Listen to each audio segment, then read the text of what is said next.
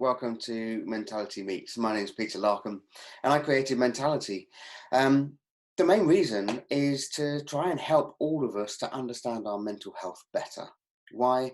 Because we are all on this journey. And as we've been going through this lockdown process, we're now in week 6, I believe.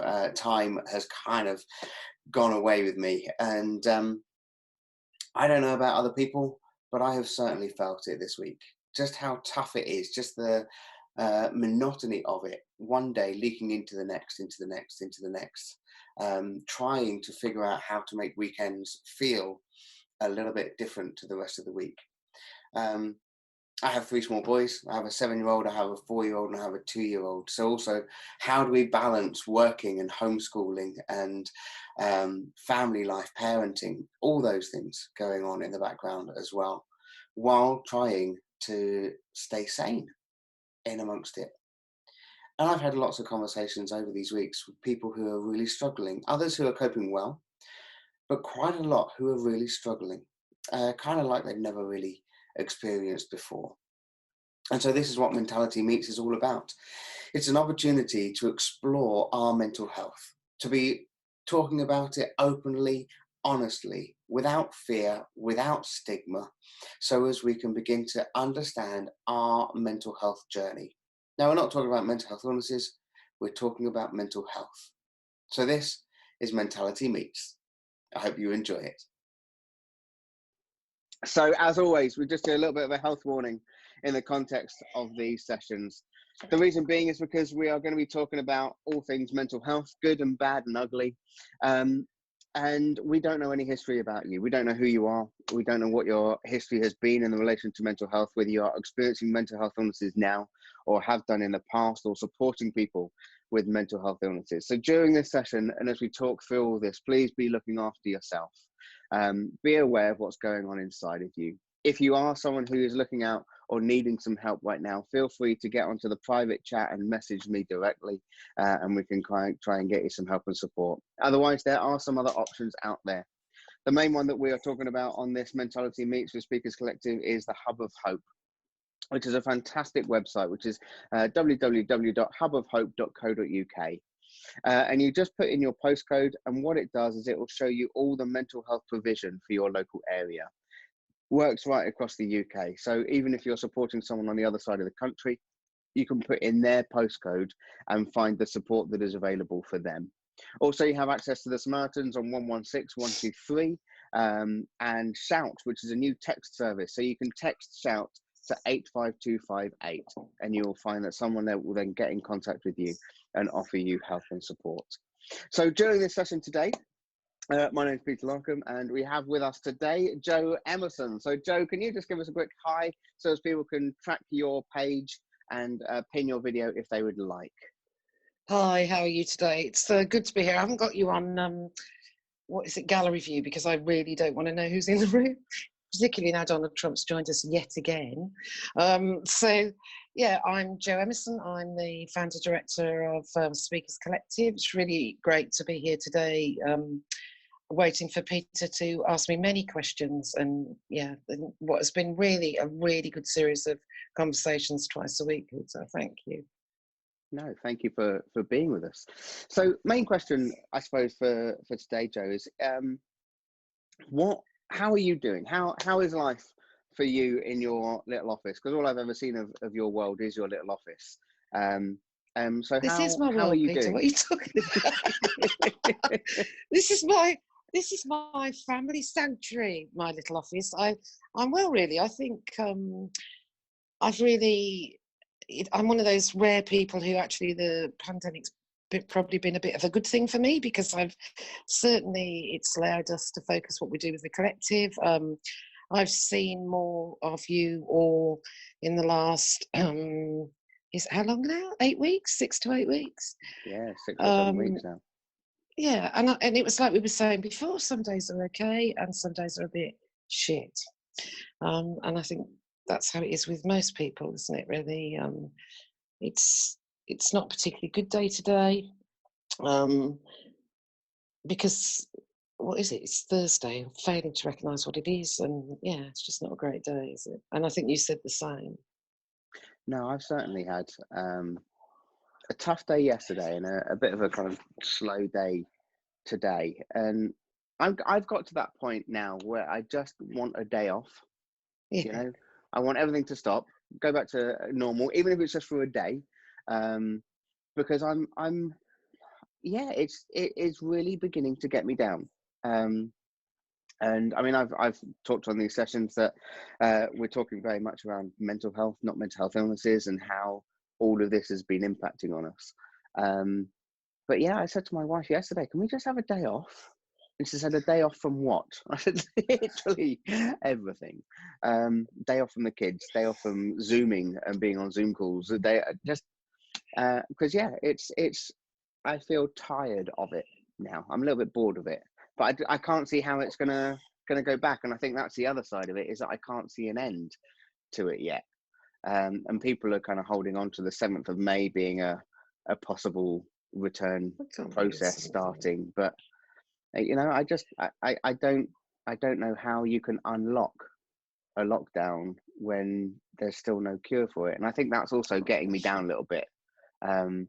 But so okay, question out to everyone: how are you getting on with this? Have you hit lockdown fatigue? Are you quite happy and bouncy with it all? So I'm going to go for a scale of 1 to 10, and you're only allowed to be above a 7 if this is literally one of your best days. Okay. I think the other thing to say, though, really, is the fact that it is okay to say it's a bit rubbish. You know, and absolutely. And I think what's been really good is the collective have lunch together on a Monday. We have drinks at 8 o'clock after we've all clapped the NHS. And the fact that we've been able to be honest and talk about how we feel has been great. And it's also worth saying that every time we laugh, we seem to have built up this sort of hysteria. We literally are laughing so much because it's, you know, it is hard. Some days are hard. But that's okay, and like we were talking earlier about having the sort of personalities where people think that you can be jolly and happy all the time, and then are quite shocked when you're not jolly and happy, really. Yes. And I think you're like that, and a few of our other colleagues are also like that. No, totally. I mean, certainly being the mental health first aid instructor or the mental health trainer who's kind of giving out the information of how to look after yourself and all of that. It's quite difficult not to have your game face on, because you're always kind of being that upfront person. And I love the fact that we've got kind of 5s and 3s and 7s and about an 8.5. I'd go higher if I could. But like you say, just that honesty, and ranging from 3 to 6 on a regular basis, and the fact that it is okay to not be okay. I think that's a really important message in the world of mental health. The most important thing is to keep those conversations going, and to, you know, to be connecting. And you talked about that before, and I think we talked a lot about being zoomed out. And certainly by Sunday, I've had enough. Apparently, there's also been an upsurge on people using the telephone. But it is important to have that outlet of somebody that you can text or talk to that says this is a bit hard, just as much as it is important to share the really, really good things. Yes, and I like the fact that Danny said it's weird. Things are flipping, so it's feeling weird to be okay. And Danny's response saying, you know what, it is okay to be okay. And I think that's also it's okay that's also to be really okay, true. And not okay, and okay not to be okay. It's okay. We're just it is what it is. That's what we say. We're stoically carrying on over this part of Oxfordshire. Yeah, and I suppose kind of there's just always, and I don't know whether it's kind of because of the work that I do, where you're kind of constantly trying to gauge how people are, where people are. And I think that's really key, Danny, that it is okay to be okay. And I think we're constantly looking for where people are struggling and where they might need a little bit of a boost or a little bit of encouragement. And we do find it a little bit odd when people say, "No, actually, I'm doing all right." I really like loud. I like that as sort of our new theme is going to be. it's going to be Speakers Collective. It's okay to be okay. I really like that. Yeah, I really like that. And I saw Danny said something about positive stories, and I think, you know, that's what there's been, you know, quite a few positives in terms of when 6 months ago, no, 8-9 months ago, I was in a position where I didn't see anybody, and I was more or less on my own, and it was quite hard starting the collective from scratch with just a few people involved. And my positive has been that, you know, I've been able to get a lot more done, and I've seen more people, but at the same time, a lot of people who I know should have slowed down have been forced to slow down. And that, to me, has been really, really important. And, you know, I said to people before that when I was diagnosed with Parkinson's, that it was really important then to not get stressed, because the stress of everything that went on at the time of my diagnosis put my symptoms on, and I can no longer have that level of stress. And I think that's quite important, that people remember that, you know, their previous world, when they were working 7, 8, 12 hours a day, it's not important. You need to pace yourself, and you need to be true to yourself. And what I've worked out over the time that I've had my lovely therapist is what's important to me is work. You know, that is part of who I am. I know I am absolutely a complete workaholic, and I fought against that to go and be much more of a relaxed person and do mindfulness and everything else. That's not me, really.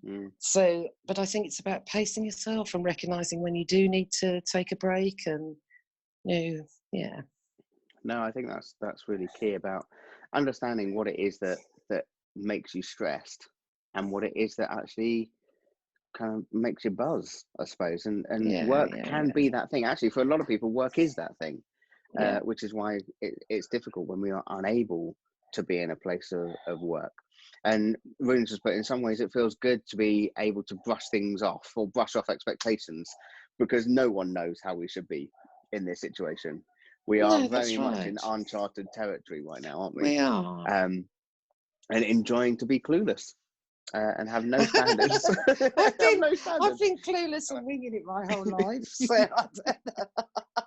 Let's just wing it like we always have been. I kind of want to take you back to the beginnings of Speakers Collective, really, because all the sessions so far, just for the context of everyone else who is unaware. So we basically kind of created these mentality meets to be meeting Speakers Collective. So as a member of Speakers Collective, we had a conversation about how do we reach out during this time and connect with people. And so all of the talks that we've done so far, and all the talks that we will do up until at least the end of World Mental Health Awareness, just Mental Health Awareness Week, end of May, is going to be with Speakers Collective speakers. So I'd like to just kind of jump back to the beginning of the creation of, I've done lots of obs in creation. We're a social the creation enterprise. of Speakers Collective. So just kind of talk me through how and why did it get set up, and how has it built and grown over these last two years, I think it is. 2 years in September the 17th. So it grew from the fact that I worked for Jonny Benjamin for 2 years, doing setting up his charity and doing sort of business development with him. And during that time, we met so many people, 8-9 meetings a day.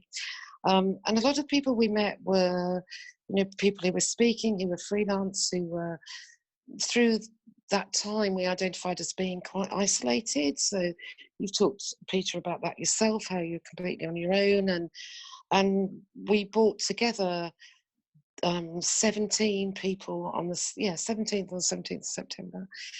And we laughed, yes. Sorry, and we laughed a lot, said Donald Trump. We really did. So we also recognised, I think, the fact that my background's in schools and with speakers in schools, that sometimes people would come and be speakers themselves and not be particularly helpful, or they wouldn't signpost, or, you know, Jonny would go and do a talk about, we'd tell his story to a load of kids, and then it'd be like, thanks, that's great, off to maths. And we wanted it to be more thought through than that, there to be charter, an understanding of how speakers could speak. So we started off with 17 speakers in the room. We've grown. I thought it was lovely actually, because Anisha said the other day we've grown organically, and we are now 56 speakers altogether. But not just speakers, people like Andy Bishop, who I know is on the call today, who runs, I'm not going to remember now, I've called you out, Andy, an amazing men's group down in the southeast. We've got people doing speeches, we've got Marsha doing stuff in Manchester, so a real collection of people who support each other. And from that, we then decided we would have quarterly summits where we learned together. So we've really learned a lot from about each other's mental health challenges, about the work that they're doing, and it's grown and grown from that. So we now recognise that we have two things. We're very much a collective. We're not about ego completely. We're about each other and how we can support you however you need that. And there's been some really amazing friendships made from people who never knew each other before the 17th of September. And now we run a professional service, so we hope that people book our speakers, which they do, and they're still coming in. We are now doing these amazing things that Marsha said was the pioneer of, called Meaningful Conversation, where we had Professor Funigay and Marsha talking about BPD. We're hoping that we've got something coming up on the 19th of May that will also be as big. So we become a bit thought leaders because we are experts in our own right. And also we now meet twice a week, we do training. And then the pandemic came and then we met much more. And we're doing lots of really lovely collaborative work like your Mentality Meets thing. We had Lauren Silver did Playwell workshop, and we tried that out on the group yesterday, the day before yesterday. So it's just, yeah, it's awesome. It's just amazing that it's gone from nothing to, as Jake Mills called it the other day, a thing. It's a thing, Peter. It is a thing. It's a thing. I mean, it's something which I think I've been open about the fact that for, like you say, people in isolation, and I mean, I'm currently here with my family, but isolation in that I don't work with anyone else. I work on my own. I travelled all over the country, lots of different settings, but it was literally just kind of me going and all of that. I'd never had a team. I'd never had a group of people to just kind of have banter with and to be kind of talking about the difficult side of it with. And certainly over this lockdown period, with the meetings that Speakers Collective have had and being a part of that group of people, I have found it so valuable just for my own ability to kind of allow the defenses to come down and to be real and honest with other people. And so that's going to be my next question out to everybody on the chat is, where do you go? Who do you go to just let your defenses down? Do you feel like you're able to, or do you have to constantly have a mask on? So are you able to take that mask off? Who are you able to take that mask off with? So that's the question. Do you have that space? Do you have those people? And can you just kind of call out those people? It may be friends, maybe family members, but if you've got any kind of specific people, that would be a great thing just to write down. Because that's what I found within the times that we've had as Speakers Collective and the group of people that I've got to meet during that time. So kind of, we've got Marsha says you are my saviors. Yeah, 100%. So family, therapists, so therapists are often really key. So husbands and friends, some real, I think friends, when you have those really strong friendship groups, those are really key, aren't they? My mate Steve, loved ones, therapist, mum, loads of different things coming out of where people go to. So thank you. So the other question which I wanted to ask you about in relation to your diagnosis, because we were talking a little bit in our chat before now about the link between physical health and mental health. And we know that there is a link. We know that your physical health impacts on your mental health, and we know that your mental health impacts on your physical health. So, yeah, I'm going to kind of throw that back to you. What? I think I was talking to Marsha about this earlier. I think, firstly, I'm I'm very new to having Parkinson's and knowing about Parkinson's. I've only had it diagnosed since last April, but in fact, you have Parkinson's before that. So, you have the symptoms, you have Parkinson's as a disease before that. And there is, the fact that it is, as a disease, it causes you to be apathetic, it causes depression, it causes obsessive behaviour. And, I think we sometimes forget that by having a physical disease, at one point I couldn't say what it actually is, but it's a degenerative brain disorder. But I never wanted anybody to say it was a degenerative brain disorder because it sounded so much more shit than the word Parkinson's, but it's fine, it is what it is. But I think, people are not going and recognising the fact that people are suffering physical health. It's also affecting their mental health and their mental well-being. And, I feel truly blessed on the support I get with my own family and friends, because nobody treats me any differently. The collective certainly don't treat me any differently. They mainly take the mickey. No, they don't really, in a supportive way. And that's important too. But, I think it's such I know I always want to talk about it, but it's such a misunderstood disease. Before this morning I was talking to Lauren, and she came across a friend who in her 30s who's got Parkinson's, who she went to drama school, who was on the Parkinson's UK side. People get it young, it's a big worry. It does affect your mental health, of course it does. And it's a lack of dopamine in the brain. So yeah, it's learning how to do things differently. So I listen to music. If I listen to music, that speeds up my walking and increases the amount of dopamine. I need to laugh, which is why it's lovely working with you people. But sometimes it's hard, like any physical thing, really. I also make the most inappropriate jokes, as everybody will say. No, I think it's just a fascinating process. Right, we're into our last kind of 7 minutes of the course, so I want to just offer the opportunity out for anyone on the chat. If you have any questions, either around Parkinson's or around mental health or support structures, or any information that you would like more about Speakers Collective and how you might be able to connect, then do kind of just throw them out on the chat. One of the last things which I just want to kind of try and, if we can, steer this conversation towards is, we know that it's okay not to be okay. We know that it's okay to be okay. To be okay. But I mean, I keep coming across the conversations where people are struggling, and I mean, certainly I feel it for myself. And it is about how do we kind of just boost our mental health at this time where it feels like everything is almost pulling us down.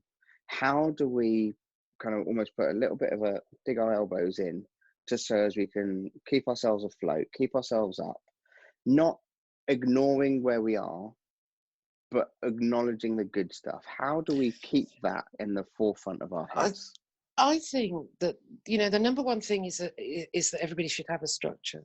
So it should be a structure to everybody's day. I don't work or do any work Saturday and Sunday. You probably heard my family then coughing when I said that. I sometimes work Saturday and Sunday. I think it's really important to do things like, simple things like take a lunch break and spend time with people in the house if they're in the house, but also to explore other things that are going on, like the great art exhibitions that are currently being run virtually, and really explore how you can get out.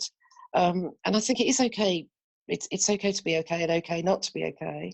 But accepting that is also a good thing. But also, we're not going to be like this forever. We'll never be the same. but this is not going to be forever. I mean, sometimes I wake up and I think this is a bit like one of those films that we all used to avoid watching, isn't it? Like, you know, it's like a massive Hollywood blockbuster when I can't even go down to the shops without fear of being sent home because there's more than one of me. Or, you know, my daughter and I were in Waitrose, she coughed, and honestly I thought she was going to be clubbed to death by a load of middle class women in Oxfordshire, because people were really aggressive about it. You know, so it's not going to be like this. And I think, you know, the 100% thing we need to learn is just to be kinder to each other and just to slow down, you know. And I know that's easy, but oh, John, we just need to slow down. And there's a thing on my fridge, and it's a bit ironic. It says, never be so busy making a living that you forget to lead a life. And I feel like I spent a lot of my life like that. And now it's not so important. You know, what's important are friends and, you know, reading a book and, you know, just slowing down. And I'm a huge admirer of everybody who speaks honestly and openly, as the Speakers Collective are. I genuinely am inspired by them, and they inspire me to bore people to death in my own way.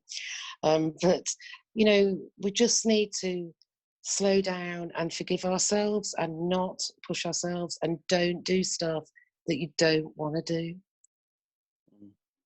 No, thank you. Also, so message coming in, just so true. We've got to try live to our best life right now. Do the favourite things and take our time. So I want to just, last question to throw out to the group. We've got 2 minutes before the end of the session. So last question. I have come to realise that I have no hobbies. My hobbies are literally a bottle of beer and Netflix. I've come to realise that six weeks in, this is not the healthiest of hobbies to be having. Please don't throw out exercise as a hobby that I need to engage with. But I would love to know, what are other people doing? What are the hobbies that you're engaging with? Like that, as we kind of go through. So meditating is coming through. A gratitude list balance with an FU list. Running. Like, don't say running, Melissa. It's not going to happen. Karaoke. I like the idea of karaoke though. Yeah. Just sit still with yourself. Lauren. Be with yourself for a little bit. Listening to podcasts, reading, meditating, getting into the garden. I love getting into my garden, but the weather today is absolutely rubbish out there. Can I just Disney say films. Go on, please do. My husband, who you know, is not a hobby person, has got seriously into Lego, which absolutely everybody's like, really? But in fact, architectural Lego is incredible. Really incredible, very therapeutic. I am the world's worst for starting projects and not finishing them. So, you know, my life is full of half-finished tapestries, non-finished jobs. I've got kids I started knitting for that actually now they're probably at high school and they started knitting a jumper when they were born. So, you know, but I also think it's about, you don't have to have a hobby. You know, it's like when I slowed down, people were like, why don't you join the WI? Why don't you grow tomatoes? Why don't you do this? Well, because it's not me. You know, me is, and you have got a hobby. You've got 3 lovely boys and your wife and your business, and you're walking, and this time with your family. I mean, my daughter's home. We'll never get that back. You know, this closeness. A huge shout out to John Salmon for the time that he, you know, he spends with his kids, you with your kids. Just magical moments, and they'll talk about it forever. But it's okay to shout at them, because that's also okay. It's okay to not enjoy being with them. I can tell you that for nothing. Yeah. Well, I mean, okay, we're coming to right to the end, so I'm just going to run through this big list of kind of getting to the garden, watching Disney films, Xbox gaming, a long hot soak in the bath, listening to an old album that you just love doing, cross-stitching, walking daily, church bell ringing. Nice. Oh, who's doing but not allowed that? to meet in groups. So Andy Weave, as a kind of hobby, is church bell ringing. Puzzles, Lego rocks. I imagine that's Lego rocks, not Lego rocks. lobbying is classified as not working. So if it's Netflix, then that can work. Hobbying. Okay, sorry, hobbying is classified as not working. So baking, cycling, listening to old 70s pops, lobbying works too. Cross stitching, love that idea. Okay, we're at 3:30, and Joe, thank you so much for your time No today. worries. Thank you for introducing us just a little bit clearer into the world of Speakers Collective and the fantastic group of people Yeah, brilliant, that they Peter. are. We will keep talking to as many of them as I can as we lead up and into Mental Health Awareness Week. We will then start diversifying kind of the connections that we have. So there will be other people coming and joining us, not from Speakers Collective, but I would still love to speak with and talk with as many Speakers Collective people as I can. But you know what? We're at 3:30, so this is as a formal ending as you are going to get. So I have been Peter Larkum. This has been Joe Emmerson. Thank you so much for your time. Take care. God bless. Bye. Bye-bye now.